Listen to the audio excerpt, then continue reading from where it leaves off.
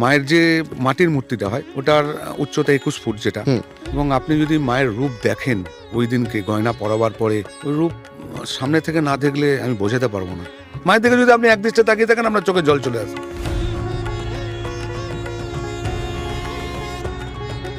আমরা বহু কাহিনী শুনেছি, যেমন দেখুন এই কাঠামো পুজো যখন হয়, যে বাড়ির পাশে কাঠামোটা রাখা থাকতো গভীর রাতে নাকি একটা ছমছম আওয়াজ হতো, এবং এরকম দেখাও গেছে ওইখান থেকে একজন মহিলা লাল কাপড় পরে গঙ্গার ধারে চলে যাচ্ছে।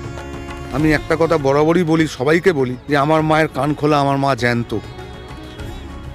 এবং আপনি যদি মন দিয়ে মায়ের কাছে কিছু চান পাবেন।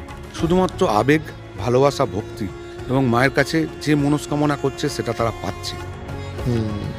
আমাদের একটাই বিশ্বাস, ধর্ম হোক যার যার, বড় মা সবার। জয় বড় মা।